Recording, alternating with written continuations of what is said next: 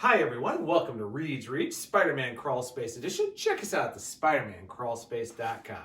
Well everybody, of course old Painbot's back. You think with Dark Web being over, the pain shall lessen. Well I guess what guys? It's not gonna lessen. As I review, of course, our buddy Amazing Spider-Man, let me see here, 19, aka Legacy number 913, Gold Goblin number 4, and the very first issue of the Red Goblin spin-off series here, which actually spins out of Dark Web and so forth. Pretty good.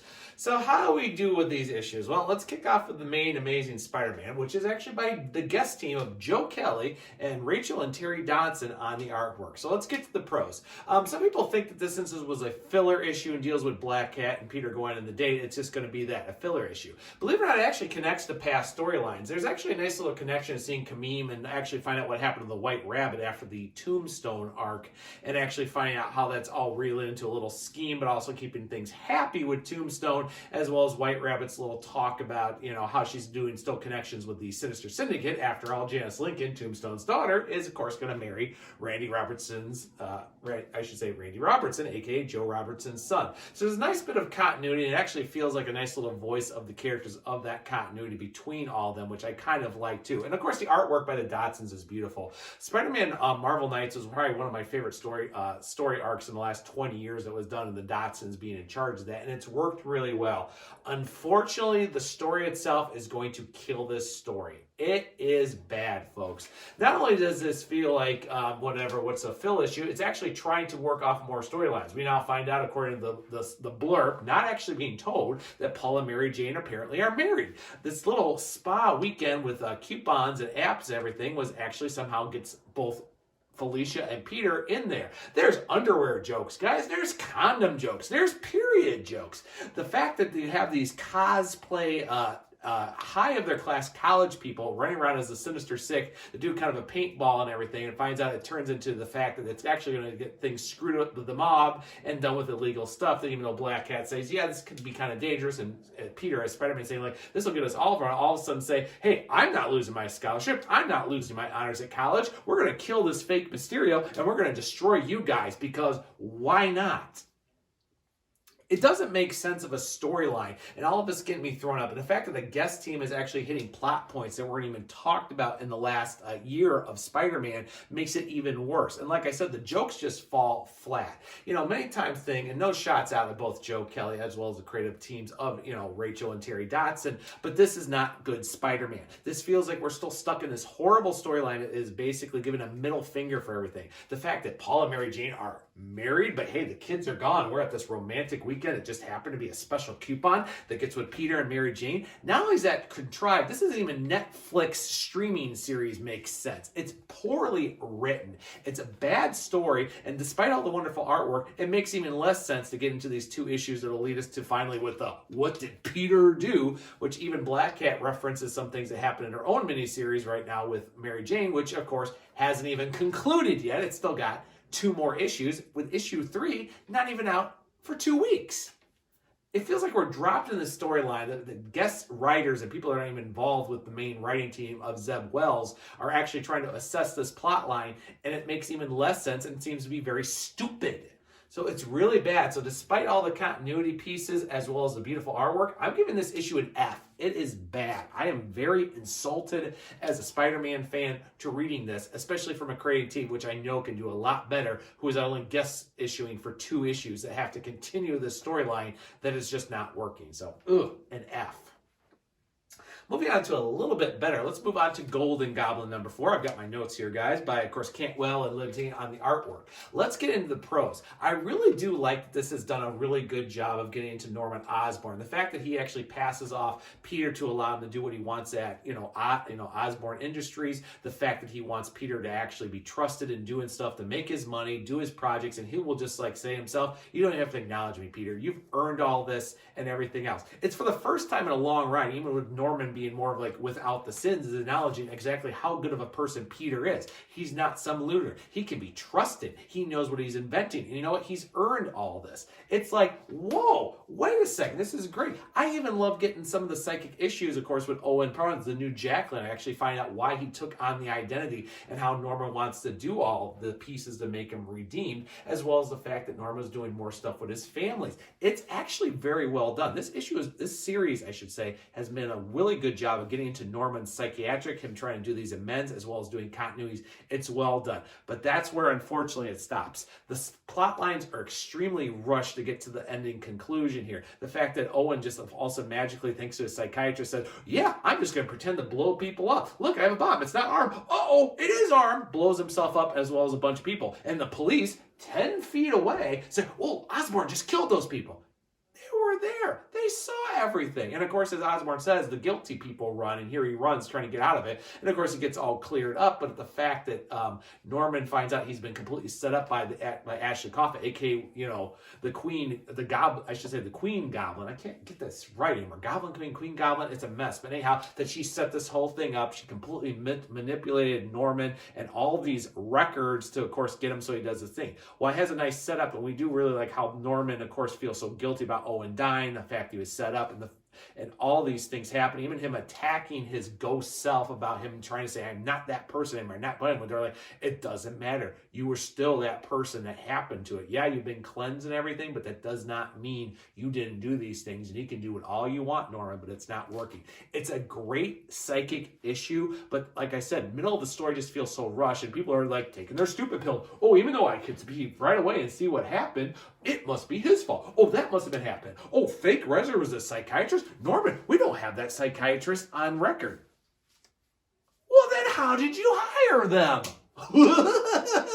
plot over characters, everyone. We gotta get to issue 5 because it's almost over. I'm actually going to give this issue a C+.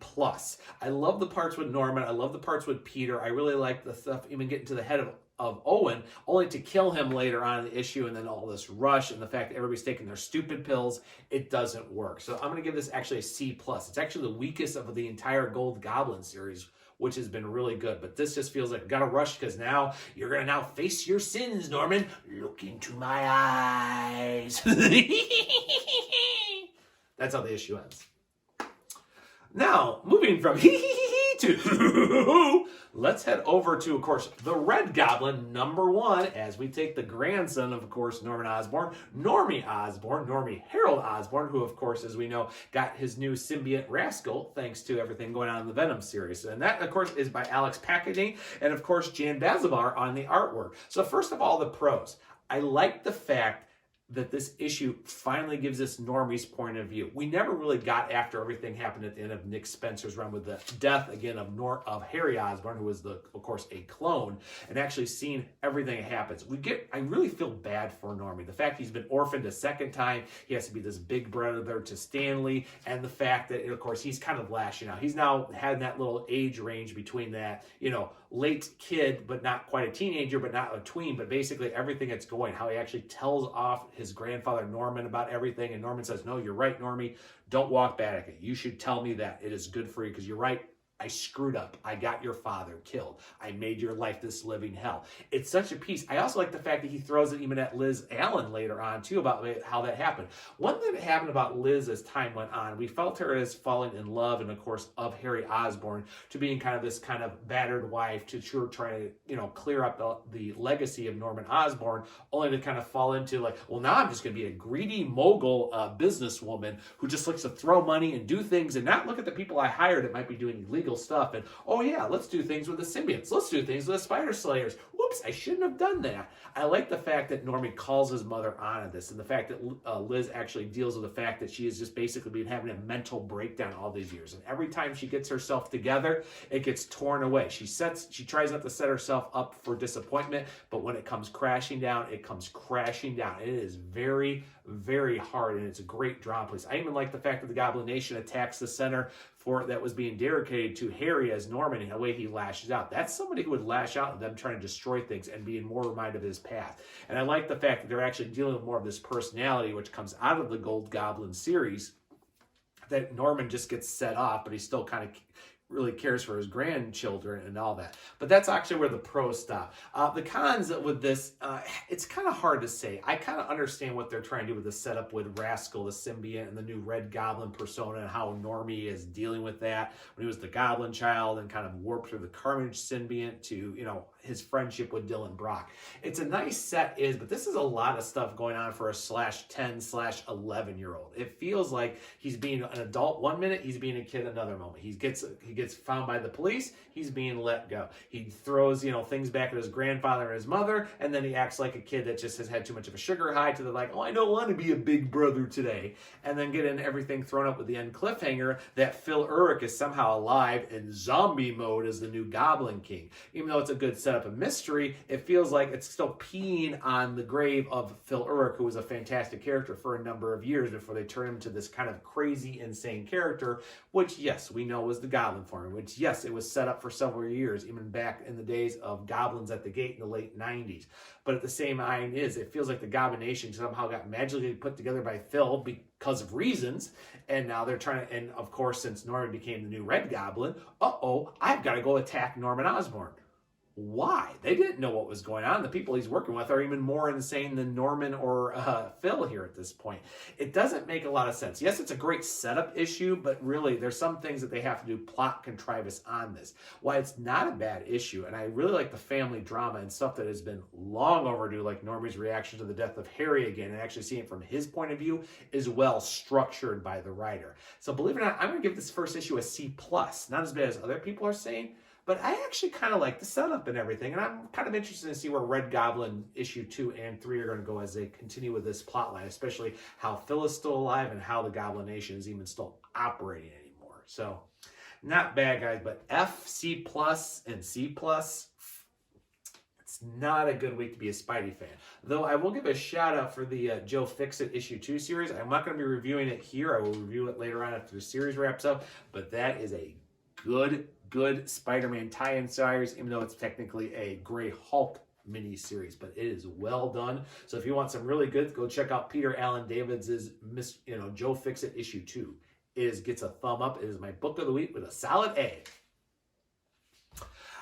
On that note, guys, I think I'm going to call it. This pain bot can always do much. And, of course, next week we got The Lost Hunt issue 4 coming out, so I will be reviewing that one. And I think I need some good Spider-Man, good Spider-Man writing to get that pain relieved here right now. So for more on anything else, check us out at the SpidermanCrawlspace.com. Check out our Discord and social media. Also check out, of course, the podcast and everything else related to Spider-Man on the website.